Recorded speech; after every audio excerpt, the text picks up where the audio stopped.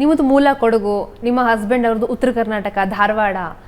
So ಎಲ್ಲೂ ಒಂದ್ಸಲನೂ ಸಮಸ್ಯೆ ಅಂತ ಆಗಿಲ್ವಾ ಅಂತ?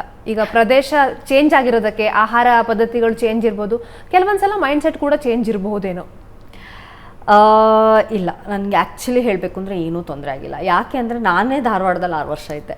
ಆ ಕಲ್ಚರ್ ಏನು, ಅವ್ರು ಹೇಗಿರ್ತಾರೆ ಅದೆಲ್ಲ ನನಗೆ ಗೊತ್ತಿತ್ತು. ನನಗೆ ಆ ಭಾಷೆ ಕೂಡ ಗೊತ್ತು. ಈಗಲೂ ನಾವು ಮನೇಲಿ ಕೂಡ ಗಂಡ ಹೆಂಡತಿ ನಾವು ಉತ್ತರ ಕರ್ನಾಟಕ ಭಾಷೆನೇ ಮಾತಾಡ್ತೀವಿ.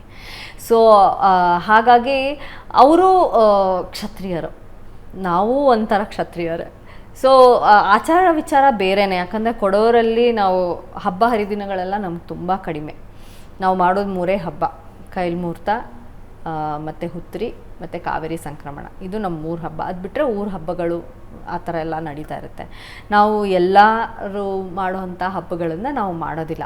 ಅವ್ರ ಮನೆ ಕಡೆ ಎಲ್ಲ ಹಬ್ಬನೂ ಮಾಡ್ತಾರೆ. ಸೊ ಸ್ಟಾರ್ಟಿಂಗಲ್ಲಿ ಹಬ್ಬಗಳು ಮಾಡಬೇಕಂದ್ರೆ ಹೇಗೆ ಮಾಡಬೇಕು ಅಂದರೆ ತುಂಬ ಸಪೋರ್ಟಿವ್ ಆಗಿದ್ದರು ನಮ್ಮ ಅತ್ತೆ, ನಮ್ಮ ಮಾವ ಎಲ್ಲರೂ. ಅವರಿಗೂ ಗೊತ್ತಿತ್ತು. They are very well educated and broad mind people. Conservative family ಅಲ್ಲ. ಸೊ ಅವರೆಲ್ಲ ನನಗೆ ಗಣಪತಿ ನೀನೇ ಇಡಬೇಕಮ್ಮ ಇನ್ಮೇಲಿಂದ ಅವ್ರು, ಯಾಕಂದರೆ ಅವ್ರಿಗೆ ಗಣಪತಿ ಹಬ್ಬ ದೊಡ್ಡ ಹಬ್ಬ. ಸೊ ಮದುವೆ ಆಗಿ 1 ವರ್ಷಕ್ಕೆ ನಮ್ಮ ಅತ್ತೆ ಹೇಳಿದ್ರು, ನಾವು ಇಷ್ಟು ವರ್ಷ ಮಾಡ್ಕೊಂಡು ಬಂದಿದ್ದೀವಿ, ಇನ್ಮೇಲಿಂದ ನೀನು ಗಣಪತಿ ಇಡಬೇಕು, ನೀನು ಮಾಡಬೇಕು ಅಂತ.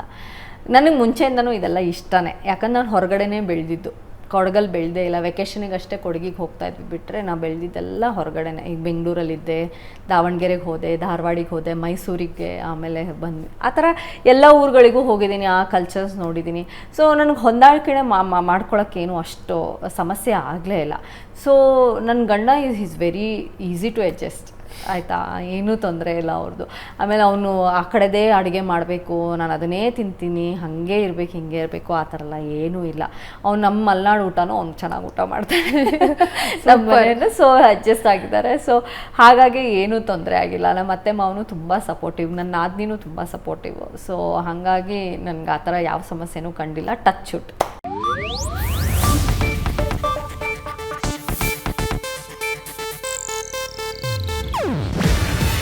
ಇದು ಏಷ್ಯಾನೆಟ್ ನ್ಯೂಸ್ ನೆಟ್ವರ್ಕ್ ಪ್ರಸ್ತುತಿ. ನೀವು ನೋಡ್ತಿದ್ದೀರಾ ಏಷ್ಯಾನೆಟ್ ಸುವರ್ಣ ನ್ಯೂಸ್.